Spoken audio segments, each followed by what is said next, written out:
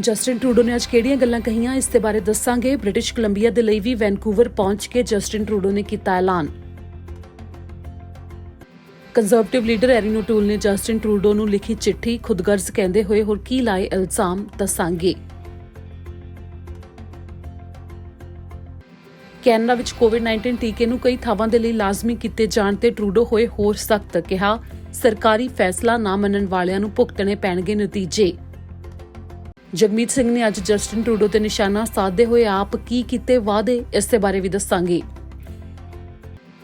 ਲਿਟਨ 'ਚ ਅੱਗ ਲੱਗਣ ਦਾ ਮਾਮਲਾ, ਕੈਨੇਡੀਅਨ ਰੇਲਵੇ ਤੇ ਪਾਇਆ ਗਿਆ ਕੇਸ।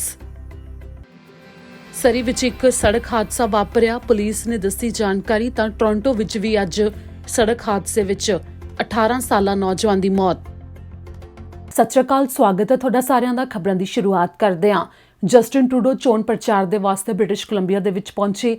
ਅੱਜ ਸਵੇਰੇ ਵੈਨਕੂਵਰ ਦੇ ਵਿੱਚ ਉਹਨਾਂ ਦੇ ਵੱਲੋਂ ਕੁਝ ਵਾਅਦੇ ਕੀਤੇ ਗਏ, ਜਿਸ ਦੇ ਵਿੱਚ ਖਾਸ ਤੌਰ ਦੇ ਉੱਤੇ ਉਹ ਬ੍ਰਿਟਿਸ਼ ਕੋਲੰਬੀਆ ਨਿਵਾਸੀ ਜਿਹੜੇ ਕਿ ਇਸ ਸਮੇਂ ਅੱਗ ਲੱਗਣ ਦੇ ਸੀਜ਼ਨ ਦੇ ਕਰਕੇ ਕਾਫੀ ਜ਼ਿਆਦਾ ਨੁਕਸਾਨ ਦਾ ਸਾਹਮਣਾ ਕਰ ਰਹੇ ਨੇ ਤੇ ਬ੍ਰਿਟਿਸ਼ ਕੋਲੰਬੀਆ ਸੂਬੇ ਦੇ ਵਾਸਤੇ ਜਸਟਿਨ ਟਰੂਡੋ ਨੇ ਇੱਕ ਐਲਾਨ ਕੀਤਾ, ਜਿਸ ਦੇ ਵਿੱਚ ਜਸਟਿਨ ਟਰੂਡੋ ਨੇ ਕਿਹਾ ਕਿ $500 ਮਿਲੀਅਨ ਤੱਕ ਦਾ ਨਿਵੇਸ਼ ਕੀਤਾ ਜਾਵੇਗਾ ਉਹਨਾਂ ਦੇ ਵੱਲੋਂ ਅਗਲੇ ਸੀਜ਼ਨ ਦੇ ਵਾਸਤੇ, ਜਦੋਂ ਬ੍ਰਿਟਿਸ਼ ਕੋਲੰਬੀਆ ਦੇ ਵਿੱਚ ਅੱਗਾਂ ਲੱਗਦੀਆਂ ਨੇ, ਤੇ ਨਾਲ ਹੀ 1000 ਫਾਇਰ ਫਾਈਟਰਸ ਨੂੰ ਹੋਰ ਟ੍ਰੇਨ ਕੀਤਾ ਜਾਵੇਗਾ ਜੋ ਕਿ ਸੂਬੇ ਦੇ ਵਿੱਚੋਂ ਹੀ ਹੋਣਗੇ, ਤਾਂ ਕਿ ਜਿਹੜੀਆਂ ਥਾਵਾਂ ਦੇ ਉੱਤੇ ਵੱਡੀਆਂ ਅੱਗਾਂ ਲੱਗਣ ਦੇ ਮਾਮਲੇ ਸ਼ੁਰੂ ਹੁੰਦੇ ਨੇ ਤਾਂ ਸ਼ੁਰੂਆਤ ਦੇ ਵਿੱਚ ਹੀ ਉੱਥੇ ਅੱਗਾਂ ਦੇ ਉੱਤੇ ਕਾਬੂ ਪਾਇਆ ਜਾ ਸਕੇ, ਪਹਿਲਾਂ ਤੋਂ ਹੀ ਤਿਆਰੀ ਇੰਨੀ ਜ਼ਿਆਦਾ ਹੋ ਸਕੇ। ਜੇਕਰ ਉਹਨਾਂ ਦੀ ਸਰਕਾਰ ਆਉਂਦੀ ਹੈ ਤਾਂ ਇਹ ਵਾਅਦੇ ਜਿਹੜੇ ਉਹਨਾਂ ਨੇ ਕੀਤੇ ਨੇ ਉਹ ਪੂਰੇ ਕੀਤੇ ਜਾਣਗੇ, ਇਸ ਦੇ ਬਾਰੇ ਉਹਨਾਂ ਨੇ ਜ਼ਿਕਰ ਕੀਤਾ। This fire season has been one of the worst on record.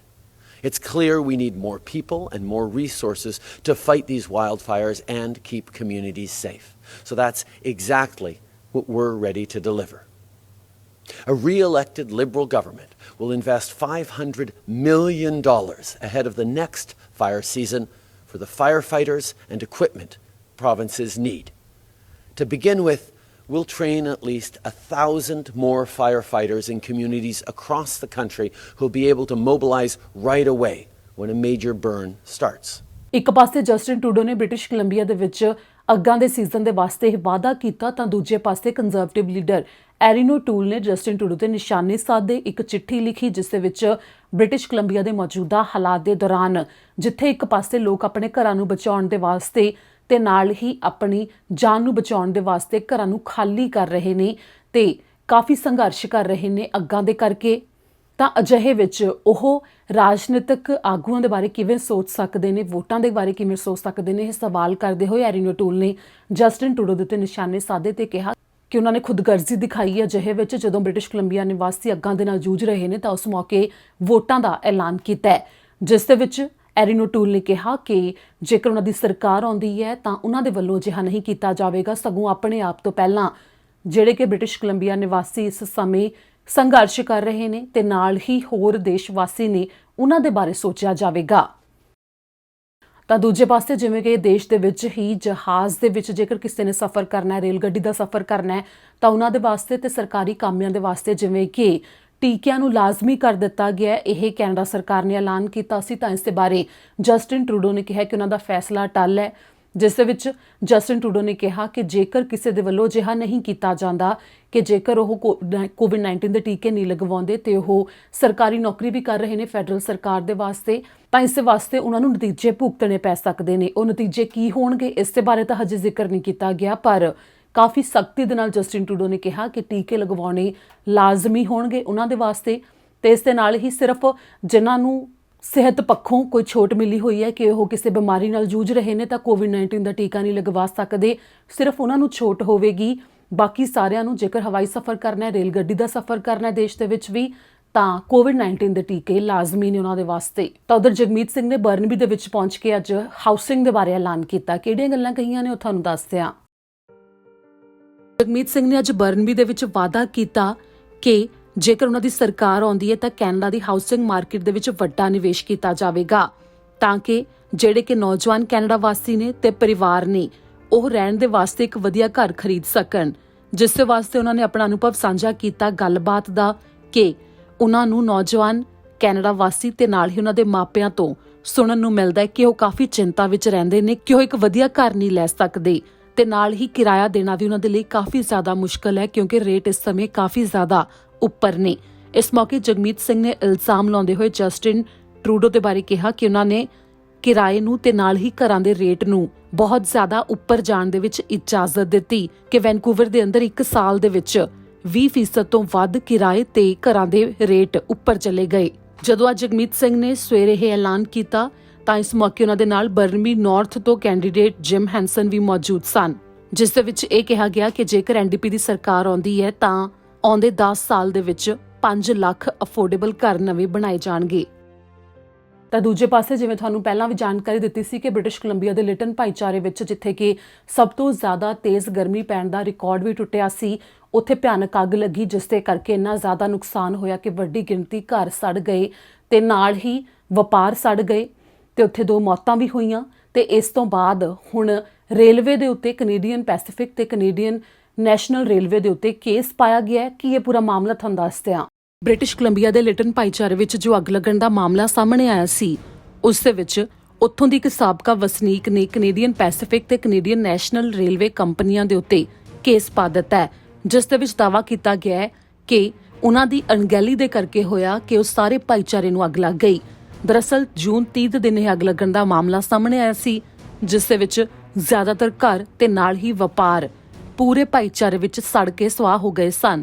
ਇਸ ਦੇ ਨਾਲ ਹੀ 2 ਵਿਅਕਤੀਆਂ ਦੀ ਮੌਤ ਵੀ ਹੋਈ ਤੇ ਕੈਰਲ ਮੋਸਵਿਚ ਉਸ ਦਾ ਨਾਮ ਦੱਸਿਆ ਗਿਆ ਹੈ, ਜਿਸ ਦਾ ਕਿ ਘਰ, ਉਸ ਦਾ ਵਪਾਰ ਤੇ ਉਸ ਦੀ ਬਿੱਲੀ ਇਸ ਅੱਗ ਦੇ ਵਿੱਚ ਖੋ ਗਏ। ਕੈਰਲ ਨੇ ਜਦੋਂ ਇਹ ਕੇਸ ਪਾਇਆ, ਬੁੱਧਵਾਰ ਨੂੰ ਇਹ ਕੇਸ ਪਾਇਆ ਗਿਆ ਹੈ, ਜਿਸ ਦੇ ਬਾਰੇ ਜਾਣਕਾਰੀ ਜਦੋਂ ਸਾਂਝੀ ਕੀਤੀ ਗਈ ਹੈ ਤਾਂ ਦਾਅਵਾ ਕੀਤਾ ਗਿਆ ਹੈ ਕਿ ਉਹ ਅੱਗ ਰੇਲ ਗੱਡੀ ਦੇ ਕਰਕੇ ਲੱਗੀ ਜੋ ਕਿ ਸੀਪੀ ਰੇਲ ਦੀ ਹੈ ਤੇ ਨਾਲ ਹੀ ਜੋ ਰੇਲ ਗੱਡੀ ਦੀ ਪਟੜੀ ਹੈ ਉਹ ਸੀਐਨ ਰੇਲ ਦੀ ਹੈ, ਜਿਨ੍ਹਾਂ ਦੋਵਾਂ ਕੰਪਨੀਆਂ ਨੂੰ ਜ਼ਿੰਮੇਵਾਰ ਦੱਸਦੇ ਹੋਏ ਇਹ ਕੇਸ ਪਾਇਆ ਗਿਆ ਹੈ।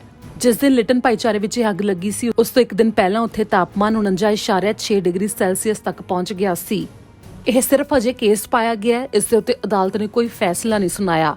ਉਸ ਤੋਂ ਬਾਅਦ ਸੀਐਨ ਰੇਲਵੇ ਦੇ ਵੱਲੋਂ ਦੱਸਿਆ ਗਿਆ ਹੈ ਕਿ ਉਹਨਾਂ ਨੂੰ ਇਸ ਸੰਬੰਧੀ ਨੋਟਿਸ ਤਾਂ ਮਿਲ ਗਿਆ ਹੈ, ਪਰ ਇਸ ਦੇ ਉੱਤੇ ਅੱਗੇ ਜੋ ਕਾਰਵਾਈ ਹੋਵੇਗੀ ਉਸ ਤੋਂ ਬਾਅਦ ਜਿਹੜੀ ਵੀ ਜਾਣਕਾਰੀ ਸਾਹਮਣੇ ਆਉਂਦੀ ਹੈ ਤੁਹਾਨੂੰ ਦੱਸਾਂਗੇ, ਕਿਉਂਕਿ ਰੇਲਵੇ ਕੰਪਨੀਆਂ ਦੇ ਕੋਲ 21 ਦਿਨ ਹੈ ਇਸ ਨੋਟਿਸ ਦੇ ਉੱਤੇ ਆਪਣਾ ਬਿਆਨ ਜਾਰੀ ਕਰਨ ਦੇ ਵਾਸਤੇ। ਇੱਥੇ ਵੀ ਜ਼ਿਕਰਯੋਗ ਹੈ ਕਿ ਟਰਾਂਸਪੋਰਟੇਸ਼ਨ ਸੇਫਟੀ ਬੋਰਡ ਦੇ ਵੱਲੋਂ ਭਾਈਚਾਰੇ ਦੇ ਵਿੱਚ ਅੱਗ ਕਿਉਂ ਲੱਗੀ ਇਸ ਦੇ ਉੱਤੇ ਜਾਂਚ ਕੀਤੀ ਜਾ ਰਹੀ ਹੈ। ਤਾਂ ਉਧਰ ਸਰੀ ਦੇ ਵਿੱਚ ਇੱਕ ਸੜਕ ਹਾਦਸਾ ਵਾਪਰਿਆ, ਉਸ ਦੇ ਬਾਰੇ ਪੁਲਿਸ ਨੇ ਡੈਸ਼ ਕੈਮ ਵੀਡੀਓ ਫੁਟੇਜ ਮੰਗੀ ਹੈ। ਸਹਿਯੋਗ ਦੇ ਵਾਸਤੇ ਹੋਰ ਕੀ ਮੰਗ ਕੀਤੀ ਗਈ ਹੈ ਤੇ ਕੀ ਪੂਰਾ ਮਾਮਲਾ ਵਾਪਰਿਆ ਉਹ ਦੱਸਾਂਗੇ।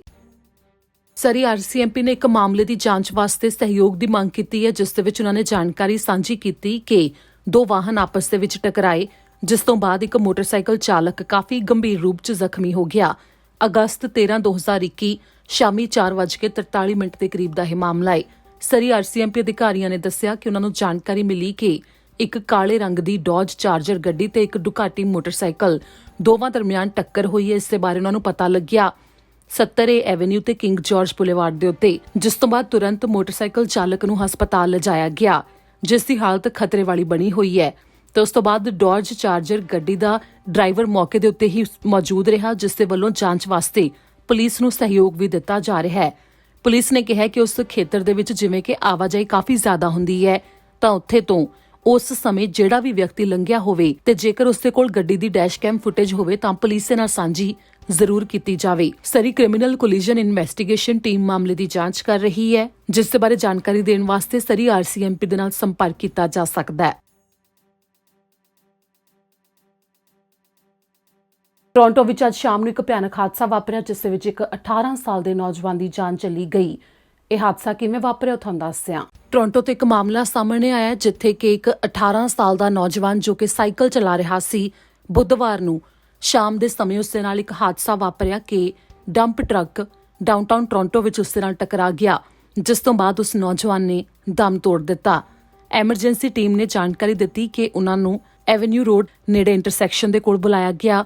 6:30 ਵਜੇ ਦਾ ਸ਼ਾਮ ਨੂੰ ਸਮਾਂ ਸੀ ਬੁੱਧਵਾਰ ਨੂੰ, ਜਿਸ ਦੇ ਬਾਰੇ ਡਿਪਟੀ ਇੰਸਪੈਕਟਰ ਮਾਈਕਲ ਵਿਲੀਅਮਸ ਨੇ ਜਾਣਕਾਰੀ ਦਿੱਤੀ ਹੈ ਕਿ ਜੋ ਸਾਈਕਲ ਚਲਾਉਣ ਵਾਲਾ ਨੌਜਵਾਨ ਸੀ ਤੇ ਨਾਲ ਹੀ ਟਰੱਕ ਦੋਵੇਂ ਉੱਤਰ ਵੱਲ ਨੂੰ ਜਾ ਰਹੇ ਸਨ ਐਵੇਨਿਊ ਰੋਡ ਦੇ ਉੱਤੇ ਜਦੋਂ ਇਹ ਹਾਦਸਾ ਵਾਪਰਿਆ, ਜਿਸ ਤੋਂ ਬਾਅਦ ਮੰਨਿਆ ਜਾ ਰਿਹਾ ਹੈ ਕਿ ਜੋ ਡੰਪ ਟਰੱਕ ਸੀ ਉਸ ਦੇ ਵੱਲੋਂ ਸਾਈਕਲ ਦੇ ਲਈ ਜ਼ਿਆਦਾ ਥਾਂ ਨਹੀਂ ਛੱਡੀ ਗਈ, ਜਿਸ ਤੋਂ ਬਾਅਦ ਟਰੱਕ ਦੇ ਵਿੱਚ ਸਾਈਕਲ ਦੀ ਟੱਕਰ ਹੋ ਗਈ। ਕਿਉਂਕਿ ਡੰਪ ਟਰੱਕ ਦੇ ਡਰਾਈਵਰ ਨੂੰ ਪਤਾ ਵੀ ਨਹੀਂ ਲੱਗਿਆ ਕਿ ਉਸ ਦੇ ਨਾਲ ਇੱਕ ਸਾਈਕਲ ਚਾਲਕ ਦੀ ਟੱਕਰ ਹੋਈ ਹੈ, ਜਿਸ ਨੂੰ ਕਿ ਉੱਥੇ ਨੇੜੇ ਮੌਜੂਦ ਹੋਰ ਲੋਕਾਂ ਨੇ ਇਸ ਦੇ ਬਾਰੇ ਦੱਸਿਆ। ਨੌਜਵਾਨ ਨੂੰ ਮੌਕੇ ਦੇ ਉੱਤੇ ਇਲਾਜ ਦੇਣ ਦੀ ਕੋਸ਼ਿਸ਼ ਤਾਂ ਕੀਤੀ ਗਈ, ਪਰ ਉਸਨੇ ਦਮ ਤੋੜ ਦਿੱਤਾ।